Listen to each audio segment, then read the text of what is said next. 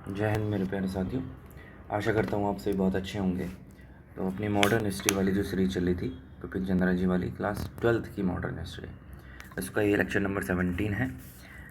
इससे पहले हमने लेक्चर 16 में पढ़ा कि किस तरह जनसंख्या वृद्धि के कारण जो नगरीकरण था वो उसकी संख्या बढ़ गई। और उससे पहले देखा जाए तो जब भारत का जो व्यापार था, मतलब कि जो भारत के प्रोडक्ट्स थे वो विदेशों में धड़ल्ले से बिक रहे थे। इतना ज़्यादा बिक रहे थे कि ब्रिटेन की सरकार को और जो दूसरा बिजनेस था उसको कोई पूछ ही नहीं रहा था। तब ब्रिटिश की सरकार को नियम लाने पड़े कि भारतीय सामान को ख़रीदा ना जाए।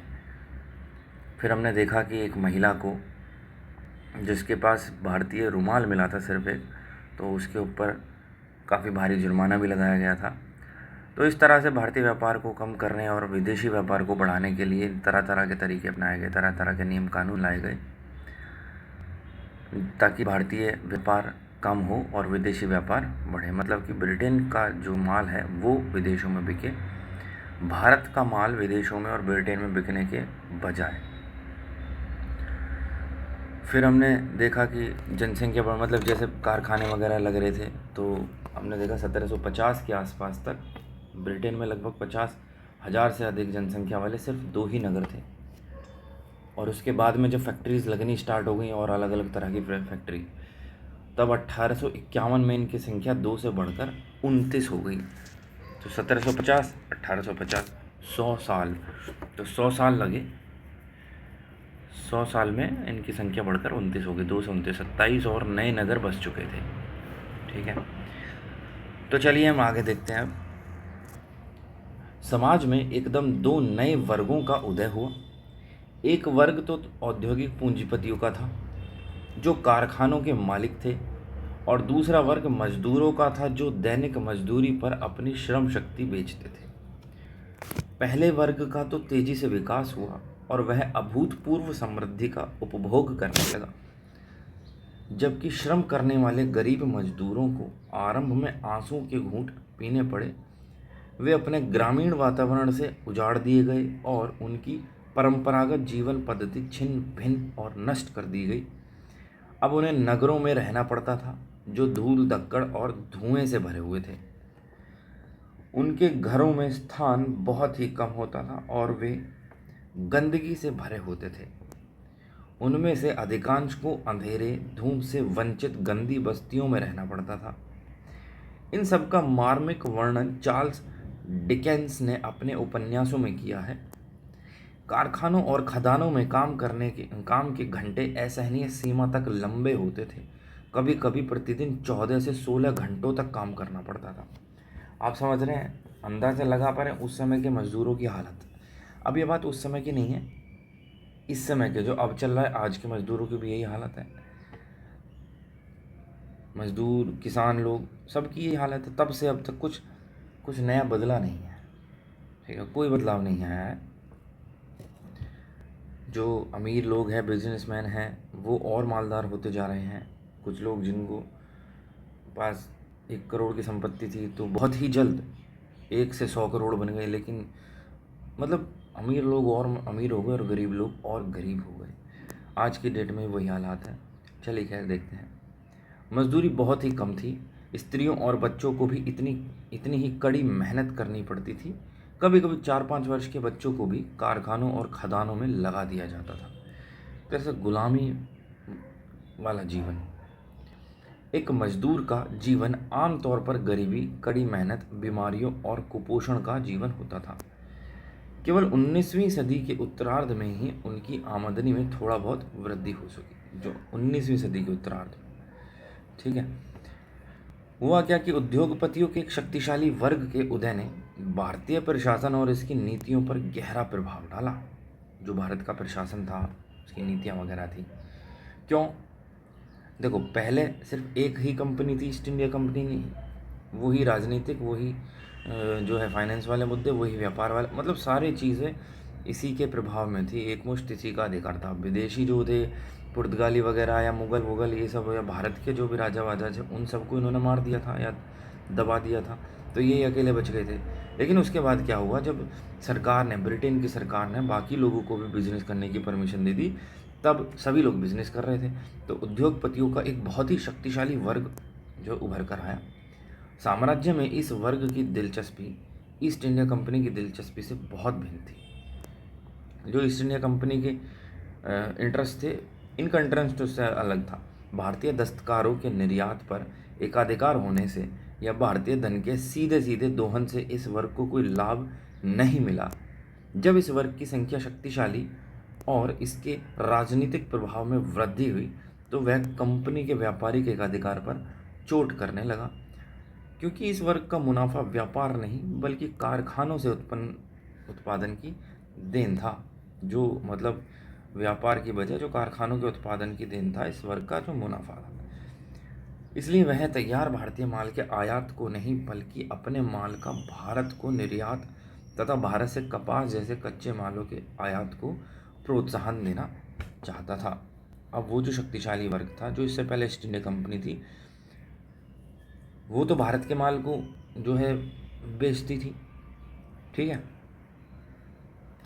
लेकिन ये जो आया नया वर्ग, इसने क्या किया, जो भारतीय माल है उसके आयात को नहीं बल्कि अपने माल को भारत को निर्यात तथा भारत से कपास जैसे कच्चे माल के आयात को प्रोत्साहन किया। 1769 में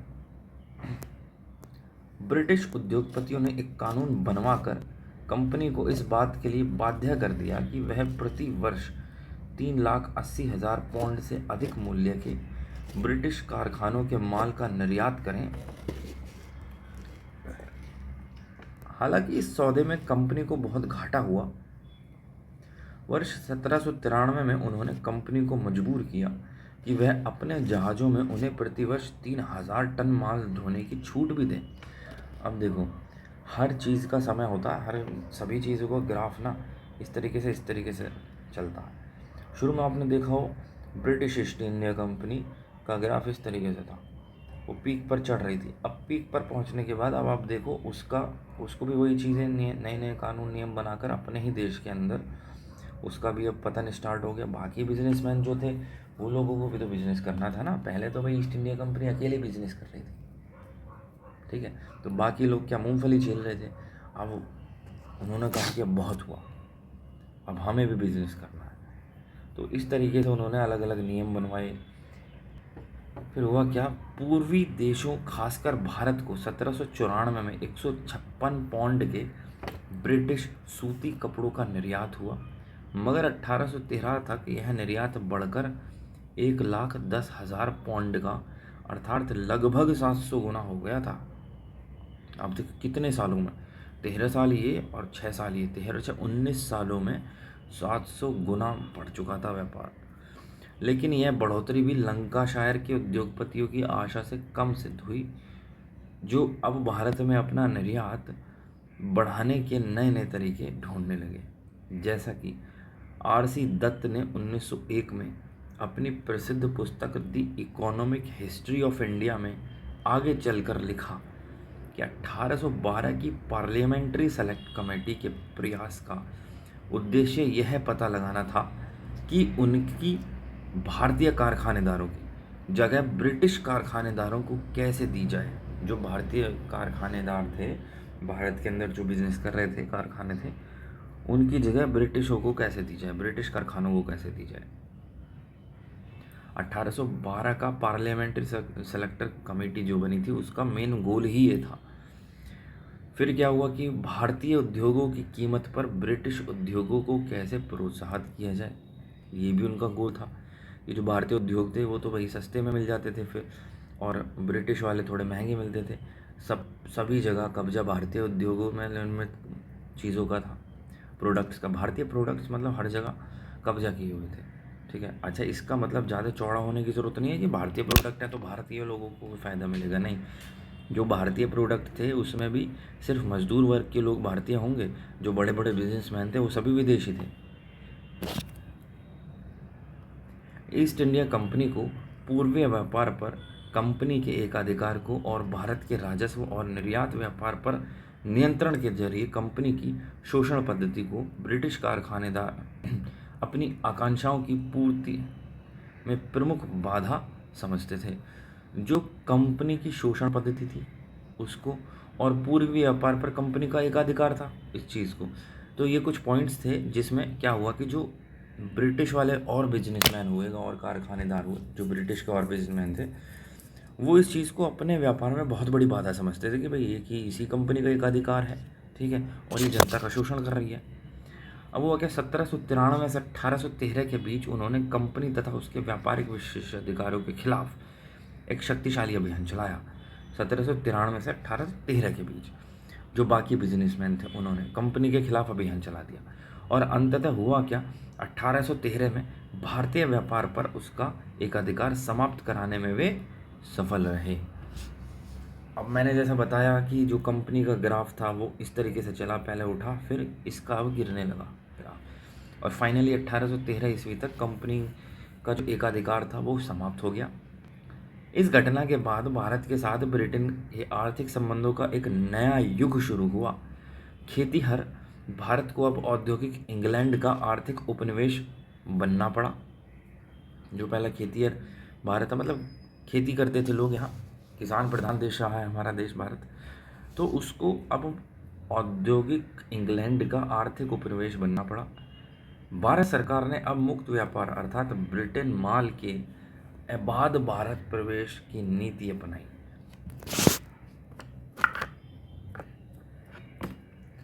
तो भारत सरकार ने मुक्त व्यापार अर्थात मुक्त व्यापार अर्थात ब्रिटिश माल के अबाध, अबाध मतलब कोई बाधा ना है, तो ब्रिटिश में माल तैयार हुआ और उसको बिना बाधा के भारत में प्रवेश करवाओ, ये नीति अपनाई।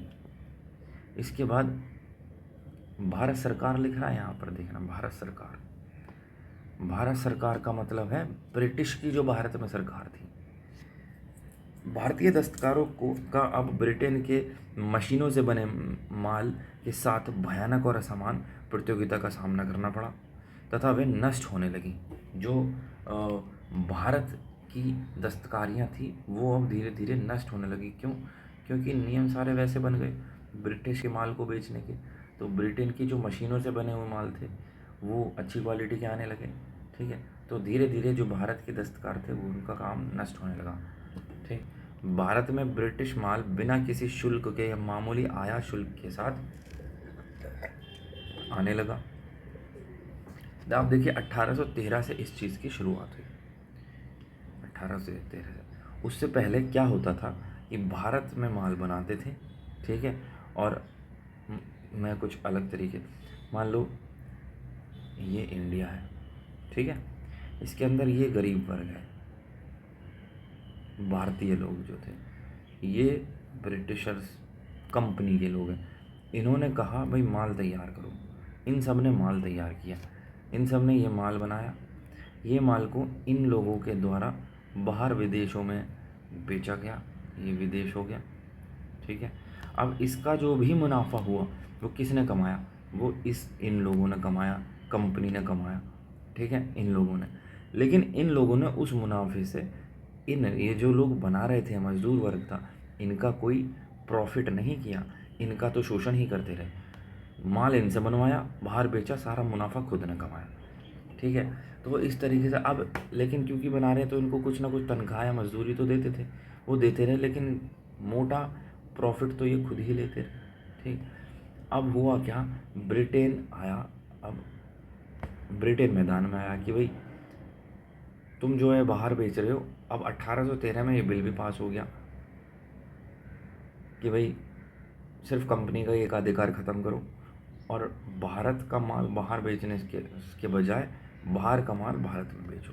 लेकिन बाहर का माल भारत में खरीदेगा कौन?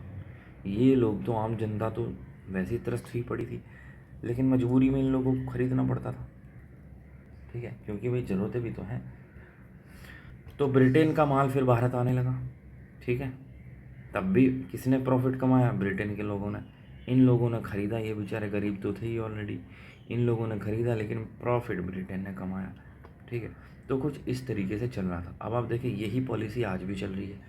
आज भी आप देखेंगे भारत जो है, जो पहले बहुत बड़ा निर्यातक हुआ करता था, आज की डेट में भारत दुनिया का सबसे बड़ा आयातक हो गया होगा, ठीक है।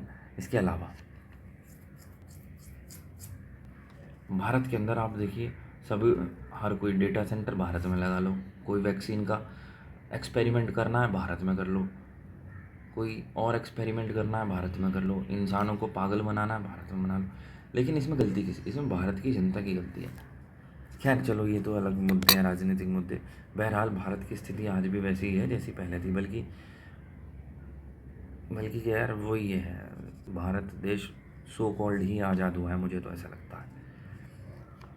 नए नए इलाके जीतकर तथा अवध जैसे संरक्षित राज्यों को सीधा कब्जा करके ब्रिटिश सामान खरीदारों की संख्या बढ़ाने का प्रयास भी भारत सरकार ने किया।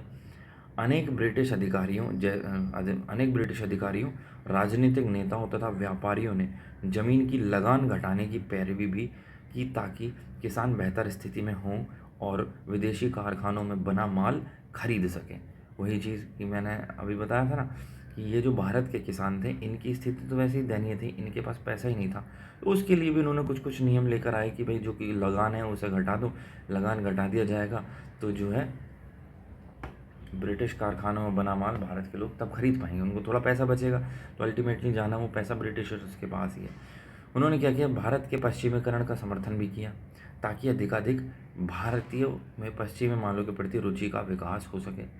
हाथ से तैयार भारतीय माल उन ब्रिटिश कारखानों के बहुत ही सस्ते मालों का मुकाबला नहीं कर सके जो नए आविष्कारों तथा और बड़े पैमाने पर भाप की शक्ति का उपयोग करके उनकी अपनी उत्पादन क्षमता को तेज़ी से बढ़ा रहे थे। ठीक है, भाप की शक्ति का उपयोग कैसे, रेल बनाई थी ना, ट्रेन छुक छुक छुक, तो भाप से ही तो बनाई थी, भाप का इंजन बनाया था।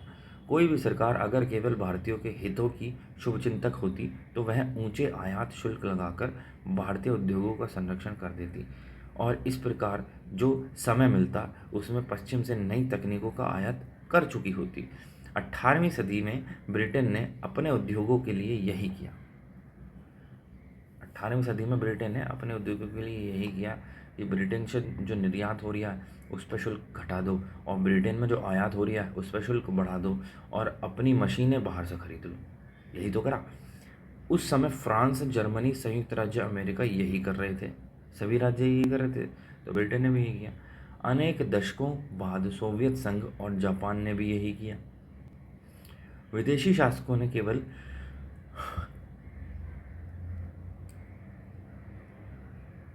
यही नहीं किया कि भारतीय उद्योगों को संरक्षण नहीं दिया, बल्कि उन्होंने विदेशी मालों को भारत में प्रवेश की खुली छूट भी दे दी। अरे भाई, वो ऐसा क्यों नहीं करते? भारत में कोई भारत के लोग तो बैठे नहीं थे, भारत के लोग तो आपस में लड़ने में बिजी थे। ठीक है, भारत के लोगों को आपस में लड़ने से ही फुर्सत मिल जाए तो भारत में कौन लोग नियम बना रहे थे? ब्रिटिशर्स ही तो बना रहे थे, वही लोग तो विदेशी लोग ही तो थे जो बैठे हुए थे। विदेशों से आयात तेजी से बढ़ चला। केवल ब्रिटिश सूती कपड़ों का निर्यात 1813 में इकाई दहाई सैकड़ा हजार 10,000 लाख 10 लाख 11 लाख पौंड था जो 1856 तक बढ़कर 63 लाख पौंड हो गया। मगर भारत पर लादी गई मुक्त व्यापार की यह नीति एक तरफा थी। भारत के दरवाजे तो विदेशी मालों के लिए खुले छोड़ दिए गए, मगर जो भारतीय माल ब्रिटिश मालों से प्रतियोगिता कर सकते थे उन पर ब्रिटेन में प्रवेश के लिए भारी आयात शुल्क लगा दिया गया। तभी तो आप देखें भारत का जो मतलब कहने का कि सोने की चिड़िया, वो टैग भी ख़त्म होता गया क्योंकि भारत का सारा पैसा विदेशों में अब डायरेक्टली जाने लगा। ठीक है, अब अंग्रेज़ों का उद्योग भारतीय दस्तकारियों की तुलना में प्रौद्योगिक श्रेष्ठता प्राप्त कर चुका था। तब भी अंग्रेज वाजिब तथा समान शर्तों पर भारतीय माल नहीं खरीदते थे। ब्रिटेन में अनेक प्रकार के भारतीय मालों पर ऊंचा आयात शुल्क जब तक जारी रहा जब तक उनका निर्यात लगभग बंद ही नहीं हो गया। भारतीय लोगों का मतलब भारतीय सामान का निर्यात, भारतीय लोगों का नहीं।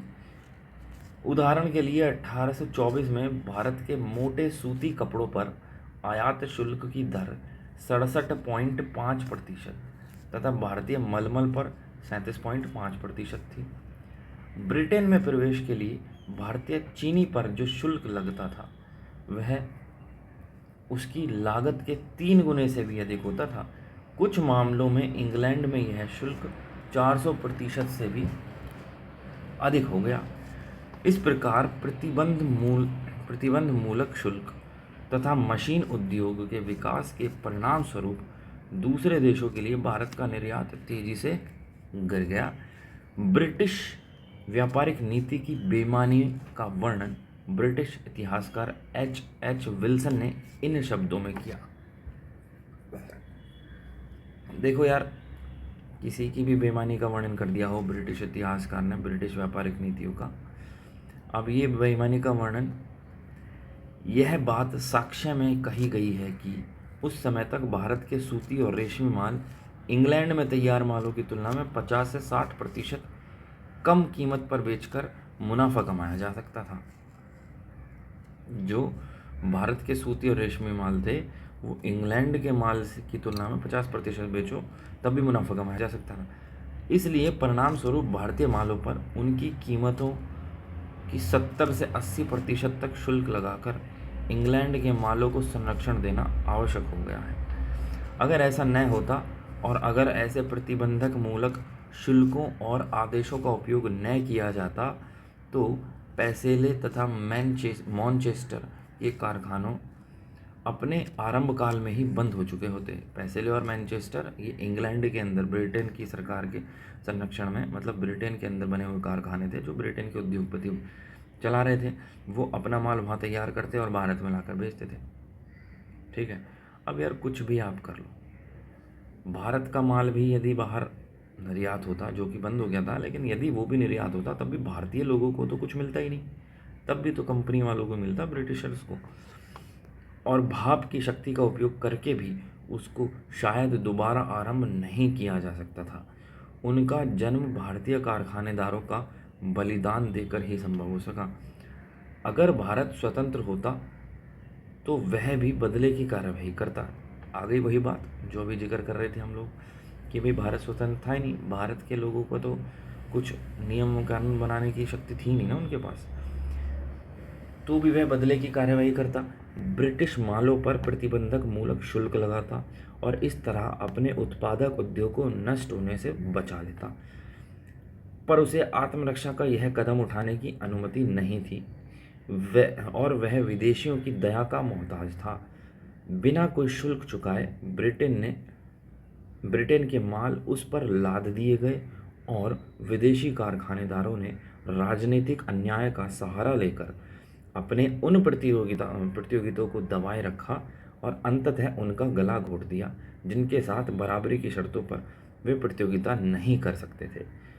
भारत को अब मजबूर किया गया कि अपने तैयार माल का निर्यात करने की जगह वह कच्चा कपास और कच्चा रेशम जैसे कच्चे मालों का निर्यात करें, जिनकी ये ब्रिटिश उद्योगों को सख्त ज़रूरत थी, या फिर नील या चाय जैसे बागानों के उत्पादन का या अनाजों का निर्यात करें, जिनकी ब्रिटेन में कमी थी। वर्ष 1856 में भारत ने 43 लाख पौंड के कच्चे कपास का निर्यात किया, मगर तैयार सूती माल का निर्यात केवल 8,10,000 पौंड ही रहा। इस वर्ष भारत ने 29 लाख पौंड के अनाजों, 17,30,000 पौंड के नील तथा 7,70,000 पौंड के कच्चे रेशम का निर्यात भी किया। अंग्रेजों ने चीन में भारतीय अफीम की बिक्री को भी प्रोत्साहन दिया और उस समय भी दिया, जबकि चीनियों ने अफीम के जहरीले तथा हानिकारक गुणों के कारण अफीम प्रतिबंध लगा दिया था। अफीम के जहरीले और हानिकारक गुणों के कारण चीनियों ने प्रतिबंध लगा दिया था।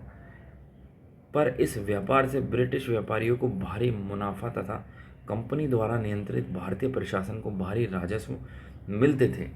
दिलचस्प बात यह है कि ब्रिटेन में अफीम के आयात पर कड़ा प्रतिबंध था। ब्रिटेन में नहीं बेच सकते थे आप अफीम का आयात।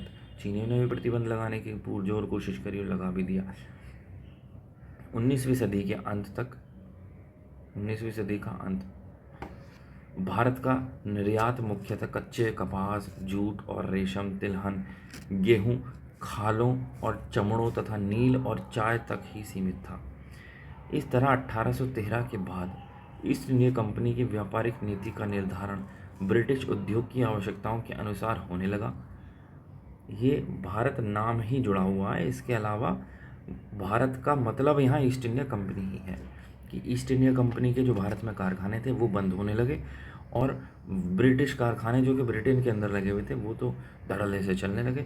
इसका मुख्य उद्देश्य भारत को ब्रिटेन के कारखानों के माल का उपभोक्ता तथा कच्चे मालों का निर्यातक बनाना था। संपत्ति का दोहन, ये क्या था? भारत की संपत्ति और संसाधनों का एक हिस्सा अंग्रेज ब्रिटेन को भेज रहे थे और इसके बदले भारत को पर्याप्त आर्थिक या भौतिक लाभ नहीं मिल रहा था। अंग्रेज यहाँ से लूट लूट कर ब्रिटेन को भेज रहे थे, ठीक है, भारत को तो इसका कुछ लाभ मिल नहीं रहा था। यह आर्थिक दोहन ब्रिटिश शासन की खास विशेषता थी। इसके पहले बुरी से बुरी भारतीय सरकारों ने भी जनता से चूसी गई दौलत का उपयोग देश के अंदर ही किया था, मतलब भारत के अंदर ही किया। चाहे उन्होंने इस धन को सिंचाई की नहरें या ट्रंक रोड बनवाने पर खर्च किया, महल, मंदिर या मस्जिद बनाने में लगाया, युद्धों और विजयों के लिए उसका उपयोग किया या व्यक्तिगत भोग विलास में उसे उड़ाया, लेकिन करा था भारत देश के अंदर ही। लेकिन अब क्या होने लगा, भारत से वो विदेश अपने देश ब्रिटेन ले जाने लगे। मगर वह धन अंततः भारतीय उद्योग और व्यापार को ही प्रोत्साहित करता था और भारतीयों को रोजगार देता था। इसका कारण यह था कि विदेशी विजेता जैसे कि मुगल भी जल्द ही भारत में बस गए और उन्होंने इसी को अपना घर बना लिया। पर अंग्रेज हमेशा विदेशी ही बने रहे।